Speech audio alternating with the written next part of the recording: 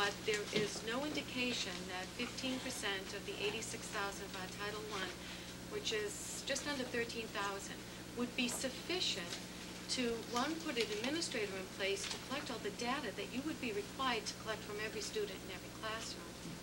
And two, I don't see any funds available for summer teachers' work, which would be needed to roll the program out in September. So certainly we don't want to send a message that, one, the work that they're entertaining isn't important, but two, that we could do it outside of the cooperation of the teachers and the contract that we have with you. There just isn't enough time to do that.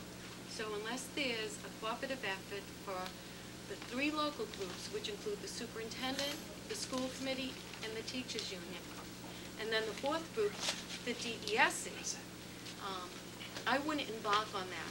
And even though I'm constantly reminded that there is an opt-out clause, it also says that the DESE has to approve that opt-out clause. Correct. So I don't want Big Brother coming into our district and telling us what professional development programs we have to put in place, what kind of data we should be collecting. Because in North Reading, we do education right. We do an excellent job. If anything, the state should be asking North Reading, how do you succeed? Right. How do your kids get those grades? Being so low on the totem pole? How do you have highly qualified teachers that engage in education and in the budget process? So I think the state has a lot to learn from our district. I think it's interesting that they have some innovative efforts they want to roll out, but certainly that belongs within the confines of a bargaining agreement. And in North Reading, if somebody wants to give us money, I'll tell you, and I think I could speak for the board, the number one priority would be to restore 2 days of classroom time that we cut last year. So if anyone has money for North Reading, we have the clue what we would like to do with it. And so, thank you. And if we ever do embark on this process, we will. Good to see you, Jill. Thank you. Thank you all. Thank you. Needless to say that the Race to the Top program is a hot topic. Are we debating this now? And we're passionate about it. I just want to make sure that the community understands that we have taken our time to review all of the information. Cliff and Dr. Manville attended a forum. If you have any information that you'd like to add from that forum. Well, we went to the thing that came out of the forum basically was they started out with a chart up on the screen, which showed the achievement gap. The achievement gap had most schools achieving. There was other lines on there for low income, for Black and Hispanic, and those were very close to proficient currently. They've improved considerably over the past few years. There was a significant gap when you got down to low English proficiency and special ed. They were significantly below the performance level that they should be. And of course the goal is to achieve all to the same level. I'm not sure that's a reasonable goal. I think that there are enough differences in people that can't have them all achieve to the same level. I think that's an unrealistic goal.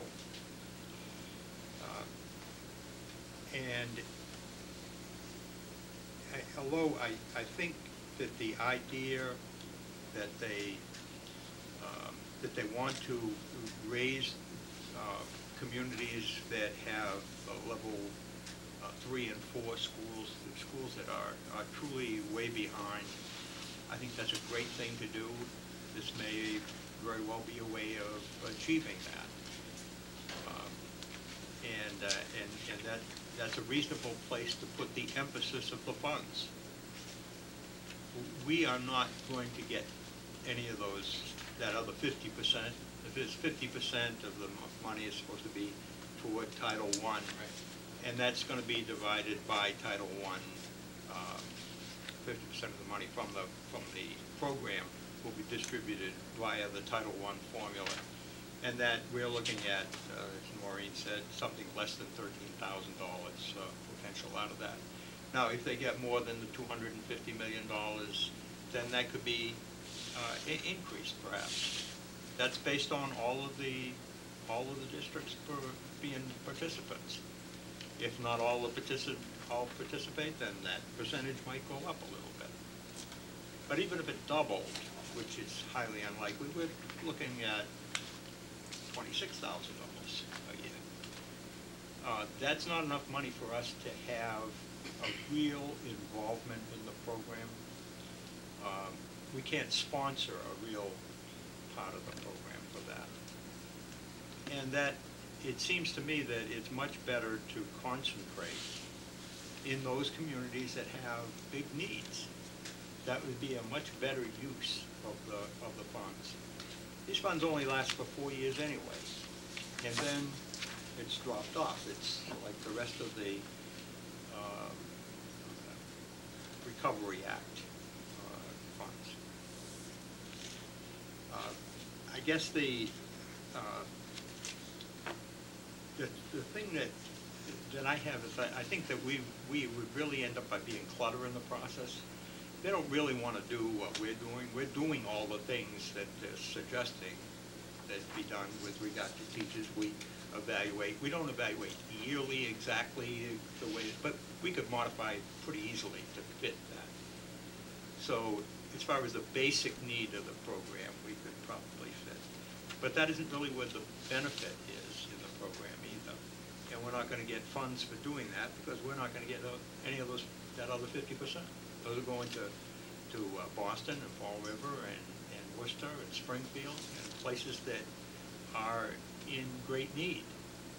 So realistically, it would be nice to have an input into the way those other communities develop, but we're not really skilled in developing those either.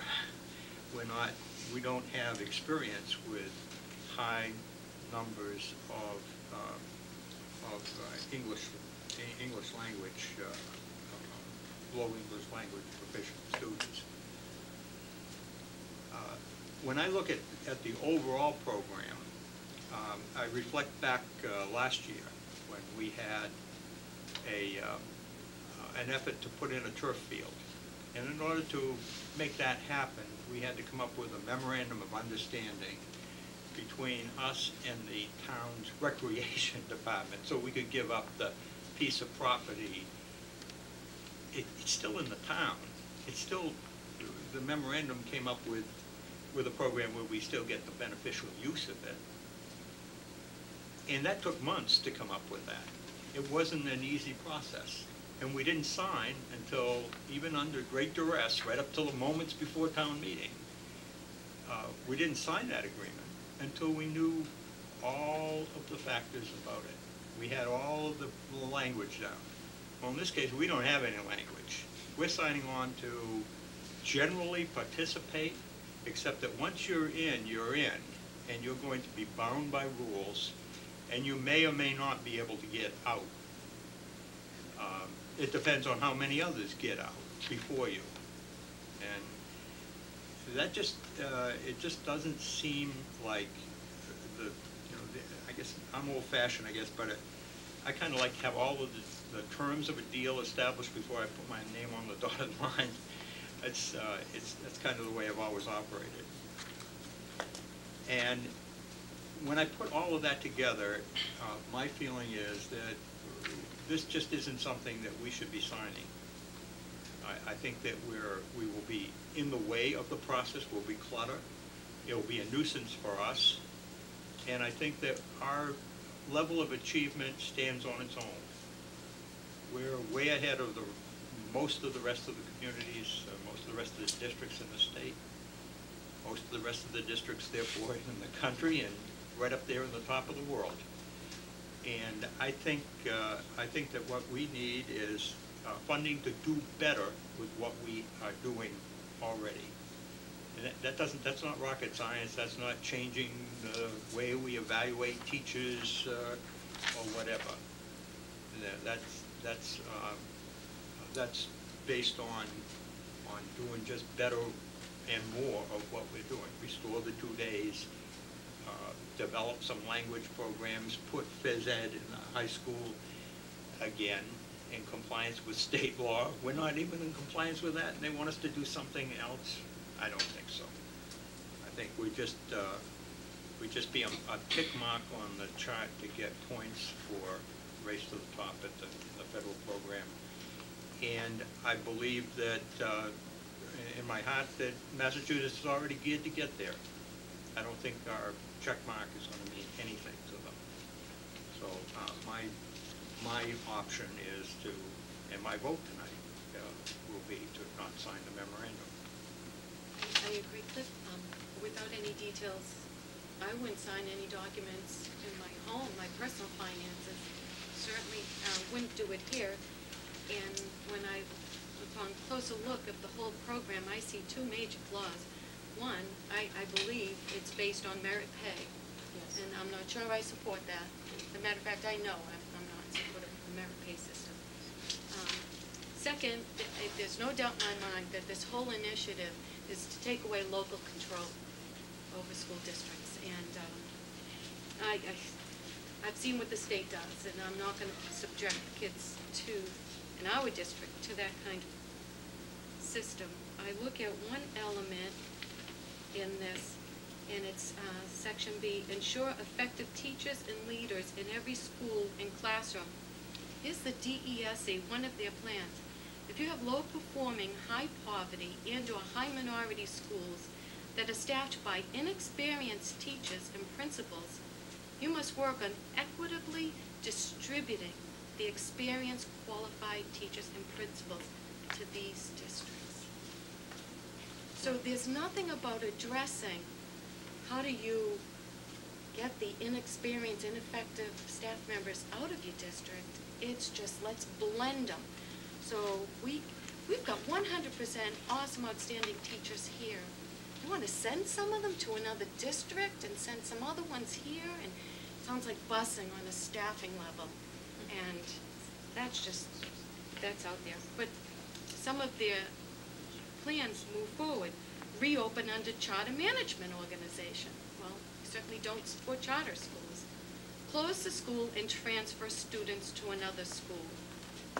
Or replace the school leadership. So these are the types of solutions that are coming out of this program, and I, for one, will not support the program. And I think some of those ideas may very well be appropriate within some school districts to take some action. Right.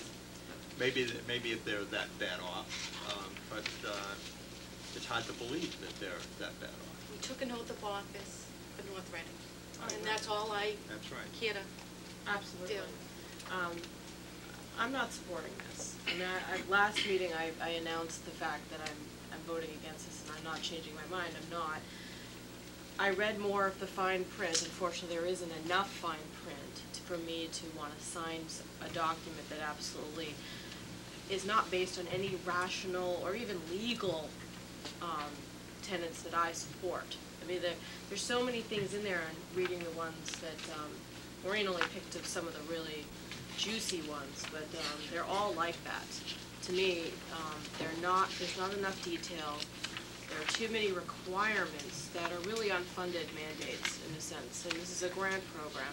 If we see money, we need to be adequately supported to do all the things to execute the grant. I don't see that. Summer teaching is really a good example of that, because there's just, to me, it's, we're not going to get enough money even if we think we're going to get some of the discretionary money, when they say it isn't discretionary, but we're not going to see a dime of that. The input is not going to be the same as the output. I just see we're going to be paying for this to do something that really is targeted toward schools that are underperforming.